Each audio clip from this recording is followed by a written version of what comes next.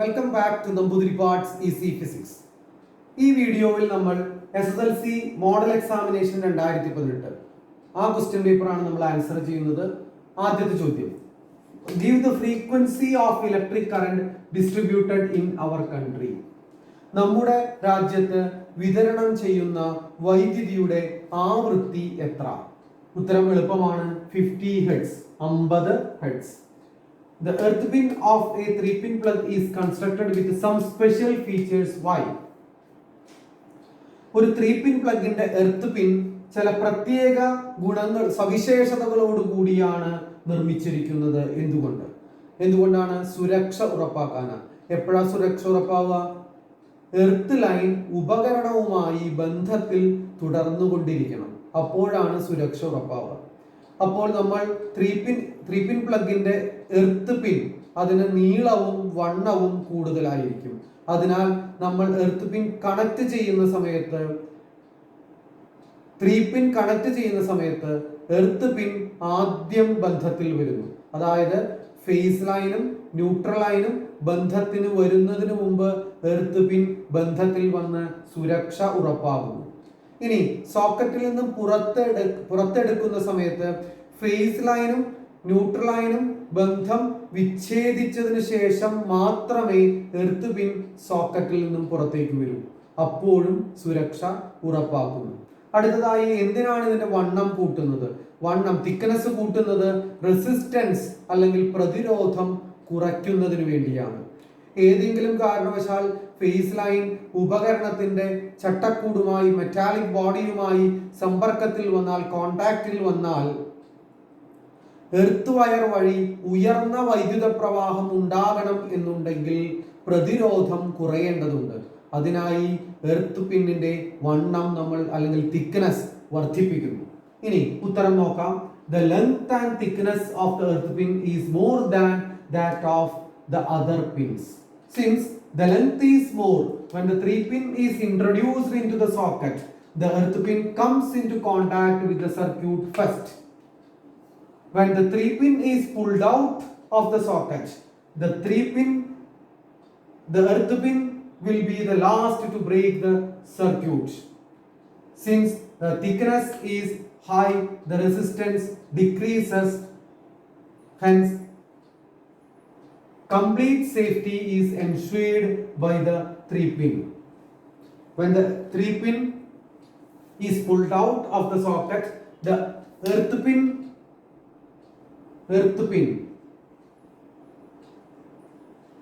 will be the last to break the circuit. Since the thickness is high, the resistance decreases. Hence, complete safety is ensured by the 3-pin plug. Malayalam medium ഉത്തരം. Earth പിന്നിന് നീളവും വണ്ണവും കൂടുതലാണ്. നീളം കൂടുതലായതിനാൽ connect ചെയ്യുമ്പോൾ earth പിൻ ആദ്യം ബന്ധത്തിൽ വരുന്നു. സോക്കറ്റിൽ നിന്നും ഊരിയെടുക്കുമ്പോൾ എർത്ത് പിൻ അവസാനം പുറത്തു വരുന്നു. മാത്രമല്ല, വണ്ണം കൂടുതലായതിനാൽ പ്രതിരോധം കുറവായിരിക്കും. അതിനാൽ 3-pin പ്ലഗ് സുരക്ഷ ഉറപ്പാക്കുന്നു. Next question, what is known as brown energy?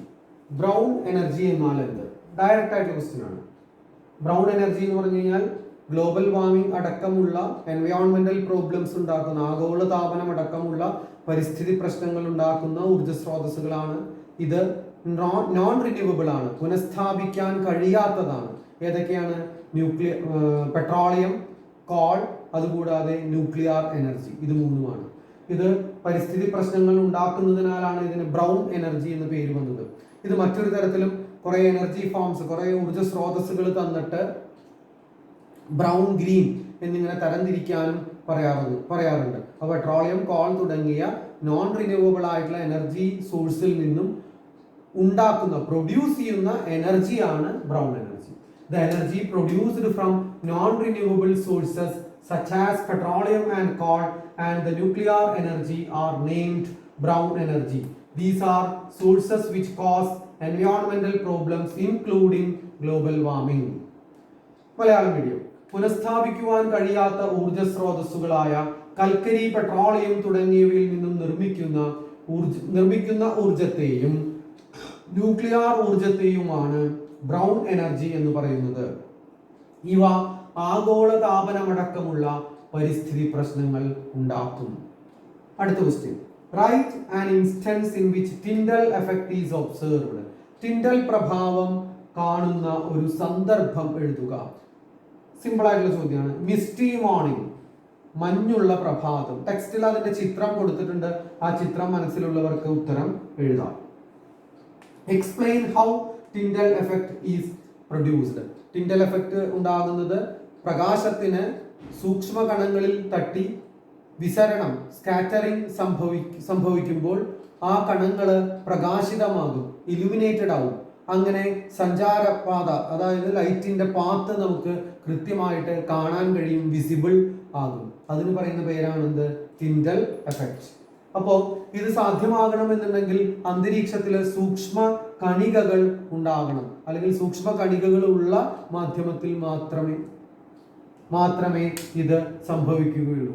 When rays of light pass through a colloidal fluid or suspension, അതിനാലാണ് colloidal fluid or suspension എന്ന് പറയുന്നത്.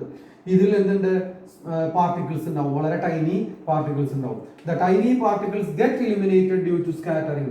Because of these, path of light is made visible. This phenomenon is Tyndall effect. ഒരു colloidal ദ്രവത്തിലൂടെയോ സസ്പെൻഷനിലൂടെയോ പ്രകാശകിരണങ്ങൾ കടന്നു പോകുമ്പോൾ അവയ്ക്ക് സംഭവിക്കുന്ന വിസരണം മൂലം വളരെ ചെറിയ കണികകൾ പ്രകാശിതമാകുന്നു. അതിനാൽ പ്രകാശത്തിന്റെ സഞ്ചാരപാത ദൃശ്യമാകുന്നു. ഈ പ്രതിഭാസമാണ് ടിൻഡൽ പ്രഭാവം. Next question, what do you mean by biomass? Direct ആയിട്ടുള്ള ചോദ്യമാണ്, എളുപ്പമാണ്. Fuels like firewood, dried cow dung are obtained from plants and animals. They are known as biomass and bio-waste. ജൈവ അവശിഷ്ടങ്ങളിൽ നിന്നും ലഭിക്കുന്ന ഇന്ധനങ്ങളാണ് എന്ത്? ബയോമാസ്. അല്ലെങ്കിൽ ആ ജൈവ അവശിഷ്ടങ്ങളാണ് ബയോമാസ്. അതിൽ നിന്ന് നമ്മൾ ഊർജം ഉൽപ്പാദിപ്പിക്കാറുണ്ട്. ജൈവാവശിഷ്ടങ്ങളായി ഇന്ധനങ്ങളായി ഉപയോഗിക്കുന്ന ജൈവാവശിഷ്ടങ്ങളാണ് ബയോമാസ് എന്ന് പറയാം. സസ്യങ്ങളിൽ നിന്നും ജന്തുക്കളിൽ നിന്നും ലഭിക്കുന്ന വിറക്, ചാണകവറളി തുടങ്ങിയ ഇന്ധനങ്ങളെയാണ് ബയോമാസ് എന്ന് പറയുന്നത്. Throwing biomass carelessly can cause atmospheric pollution. Explain why. അലക്ഷ്യമായി ജൈവാവശിഷ്ടങ്ങൾ നിക്ഷേപിക്കുന്നത് അന്തരീക്ഷ മലിനീകരണത്തിന് ഇടയാക്കും. എന്തുകൊണ്ട്? ഈ ജൈവാവശിഷ്ടങ്ങൾ ബയോമാസ് ഡീകമ്പോസ് ചെയ്യുന്ന സമയത്ത്, വിഘടിക്കുന്ന സമയത്ത് ഹൈഡ്രജൻ സൾഫൈഡ് ഉണ്ടാകും. ഹൈഡ്രജൻ സൾഫൈഡ് ഒരു വിഷ സ്വഭാവമുള്ള വാതകമാണ്. It produces gases like hydrogen sulphide and methane. State how the biomass in A biogas plant is converted into biogas. ഒരു ബയോഗ്യാസ് പ്ലാന്റിലെ ബയോമാസ് എങ്ങനെയാണ് ബയോഗ്യാസ് ആയി മാറുന്നത്? അവിടെ ബാക്ടീരിയയുടെ പ്രവർത്തനം മൂലം അവിടെ കണ്ടീഷൻ എന്താ? Absence of oxygen. ഓക്സിജന്റെ അസാന്നിധ്യത്തിൽ ഈ ബയോമാസ് വിഘടിച്ച് ഡീകമ്പോസ് ചെയ്ത് എന്തായിട്ട് മാറും? മീഥൈനും കാർബൺ ഡയോക്സൈഡും ആയിട്ട് മാറും. ആ മീഥൈൻ നല്ലൊരു ഫ്യൂവലാണ്. When bio-waste is deposited in a biogas plant, in the absence of oxygen, biogas is formed by the action of bacteria. Its main constituents are methane and carbon dioxide. ഓക്സിജന്റെ അഭാവത്തിൽ ബാക്ടീരിയകളുടെ പ്രവർത്തന ഫലമായി ജൈവാവശിഷ്ടങ്ങളിൽ നിന്നും biogas ഉണ്ടാകുന്നു. ഇതിലെ പ്രധാന ഘടകം മീഥൈനും കാർബൺ ഡയോക്സൈഡും ആണ്. നെക്സ്റ്റ് ക്വസ്റ്റ്യൻ, ഒരു ചിത്രം തന്നിട്ടുണ്ട്. ഒരു സോഫ്റ്റ് അയൺ കോറിന്റെ മുകളിൽ 2 കോയില് ചുറ്റിക്കാണ്. ആദ്യത്തെ കോയിലിൽ 240 വോൾട്ട് AC ആണ് ചിത്രത്തിൽ കൊടുത്തിരുന്നത്. രണ്ടാമത്തെ കോയിലിൽ, സെക്കൻഡ് കോയിലിൽ ഒരു ബൾബ് കണക്ട് ചെയ്തിട്ടുണ്ട്. ഇത് പരസ്പരം ബന്ധമില്ലാത്ത, പരസ്പരം കോണ്ടാക്ട് ഇല്ലാത്ത, സമ്പർക്കമില്ലാത്ത 2 കോയിലുകളാണ്. ഇനി ചോദ്യത്തിലേക്ക് വരാം. An arrangement of 2 solenoids over a soft iron core kept without contacting each other is given below. പരസ്പര സമ്പർക്കമില്ലാത്ത 2 കോയിലുകൾ ഒരു പച്ചരിമ്പ് കോറിന്റെ മുകളിൽ ചുറ്റിയിരിക്കുന്നു. Observe the figure. Based on this figure, answer the following questions. ചിത്രം നിരീക്ഷിച്ച് താഴെ തന്നിരിക്കുന്ന ചോദ്യങ്ങൾക്ക് ഉത്തരം എഴുതുക. Name the process in which current is produced in the solenoid when the circuit is switched on. Switch on ചെയ്തു കഴിഞ്ഞാൽ സർക്യൂട്ടിൽ കറന്റ് ഉൽപ്പാദിപ്പിക്കപ്പെടുന്നതിന് കാരണമായ പ്രതിഭാസം എഴുതുക. നമുക്കറിയാം സമീപസ്ഥങ്ങളായ സമീപസ്ഥങ്ങളായ രണ്ട് കോയിലുകളാണ്. അപ്പോൾ അവിടെ സംഭവിക്കുന്നത് മ്യൂച്വൽ ഇൻഡക്ഷൻ. മലയാളം മീഡിയംകാർക്കും മ്യൂച്വൽ ഇൻഡക്ഷൻ തന്നെയാണ് ഉത്തരം. What are the factors affecting the induced EMF? പ്രേരിത EMF-നെ സ്വാധീനിക്കുന്ന ഘടകങ്ങൾ ഏതെല്ലാം? മ്യൂച്വൽ ഇൻഡക്ഷനിൽ പ്രേരിത EMF-നെ സ്വാധീനിക്കുന്ന ഘടകങ്ങൾ നമ്പർ ഓഫ് ടേൺസ്, ചുറ്റുകളുടെ എണ്ണം, പിന്നെയോ ഇൻപുട്ടിലെ അല്ലെങ്കിൽ പ്രൈമറിയിലെ വോൾട്ടേജ്. സാധാരണ ഇൻപുട്ട് നമ്മൾ പ്രൈമറിയിലാണ് കൊടുക്കുക. അപ്പൊ number of turns in the secondary coil and the input voltage. സെക്കൻഡറിയിലെ ചുറ്റുകളുടെ എണ്ണവും ഇൻപുട്ട് വോൾട്ടേജും. Can we get continuous light from the bulb when the AC source is replaced by a DC source? Why? AC source ഇവിടെ കൊടുത്തിരിക്കുന്ന AC സോഴ്സിനെ ഒരു AC സ്രോതസ്സിനെ ഒരു DC സ്രോതസ്സാക്കി മാറ്റിയാൽ സെക്കൻഡറിയിൽ തുടർച്ചയായ പ്രവാഹം ഉണ്ടാകുമോ? എന്തുകൊണ്ട്? നമുക്കറിയാം DC സോഴ്സ് ഘടിപ്പിച്ചാൽ ആ DCയിൽ നിന്ന് വരുന്ന കറന്റിന്റെ അളവിനോ മാഗ്നിറ്റ്യൂഡിനോ ഡയറക്ഷനോ അല്ലെങ്കിൽ ദിശയ്ക്കോ മാറ്റം സംഭവിക്കുകയില്ല. അതിനാൽ ആ DC സ്രോതസ് ഉണ്ടാക്കുന്ന മാഗ്നറ്റിക് ഫീൽഡും ഒരു സ്ഥിരമായ അല്ലെങ്കിൽ ഒരു സ്റ്റഡി മാഗ്നറ്റിക് ഫീൽഡാണ് DC സ്രോതസ് ഉണ്ടാക്കുക. അതിനാൽ സെക്കൻഡറിയിൽ ഒരിക്കലും തുടർച്ചയായ പ്രേരിത EMF നമുക്ക് ലഭിക്കുകയില്ല. പിന്നെ എപ്പോഴാണ് കിട്ടുക? ഓൺ ചെയ്യുന്ന സമയത്തും ഓഫ് ചെയ്യുന്ന സമയത്തും. അത് പിന്നെ നമ്മളോട് ചോദ്യത്തിൽ ചോദിച്ചിട്ടില്ല. അപ്പോൾ no, there will be no continuous change of flux associated with the secondary coil when AC is replaced by a DC source. ഇനി AC സ്രോതസ് മാറ്റി DC സ്രോതസ് ആക്കിയാൽ സെക്കൻഡറി കോയിലുമായി ബന്ധപ്പെട്ട കാന്തിക ഫ്ലക്സിന് തുടർച്ചയായി വ്യതിയാനം സംഭവിക്കുന്നില്ല.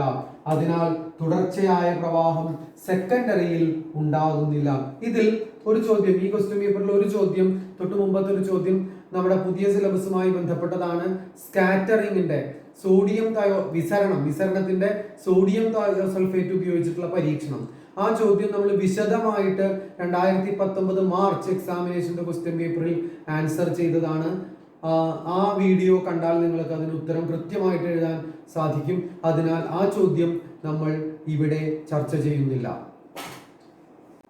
അടുത്ത question, go through the circuit given below. താഴെ തന്നിരിക്കുന്ന സർക്യൂട്ട് ശ്രദ്ധിക്കുക. ഇനി first question, which lamp will be brighter when the circuit is switched on? Justify your answer. ഏത് ബൾബിനാണ് പ്രകാശ തീവ്രത കൂടുക? നിങ്ങളുടെ ഉത്തരം സാധൂകരിക്കുക. അതാണ് ചോദ്യം. അപ്പോൾ ഇത്തരത്തിലുള്ള ചോദ്യം കിട്ടിക്കഴിഞ്ഞാൽ ആദ്യം തന്നെ ശ്രദ്ധിക്കേണ്ടത്, ഇവിടെ ഒന്നിൽ കൂടുതൽ ബൾബ് ഉണ്ട്. ഇത് എങ്ങനെ കണക്ട് ചെയ്തേക്കുന്നു, എങ്ങനെയാണ് ഇത് ബന്ധിപ്പിച്ചിരിക്കുന്നത്? രണ്ട് തരത്തിൽ കണക്ട് ചെയ്യാം. ശ്രേണി രീതി അല്ലെങ്കിൽ സീരീസ്, അല്ലെങ്കിൽ പിന്നെ സമാന്തര രീതി ഓർ പാരലൽ. ശ്രേണി രീതിയിലോ സമാന്തര രീതിയിലോ കണക്ട് ചെയ്യാം. അപ്പോൾ ഇതെങ്ങനെയാണ് കണക്ട് ചെയ്തേക്കുന്നത്? ഇത് കണ്ടു കഴിഞ്ഞാൽ അറിയാം, കണക്ട് ചെയ്തേക്കുന്നത് ശ്രേണി രീതിയിൽ അല്ലെങ്കിൽ സീരീസിലാണ്. കാരണം രണ്ട് ബൾബിന്റെയും ഓരോ ടെർമിനൽ തമ്മിൽ കൂട്ടി യോജിപ്പിച്ചു. അതിനുശേഷം രണ്ട് ഫ്രീ എൻഡിലേക്കാണ് പൊട്ടൻഷ്യൽ ഡിഫറൻസ് കൊടുത്തിരിക്കുന്നത്. എങ്ങനെ കണക്ട് ചെയ്തിരിക്കുന്നു എന്നാണ് നോക്കേണ്ടത്, എങ്ങനെ ചിത്രം വരച്ചിരിക്കുന്നു എന്നല്ല. ഇവിടെ എന്തായാലും ചിത്രം കൺഫ്യൂഷൻ ഇല്ല, ശ്രേണി രീതിയിലാണ്.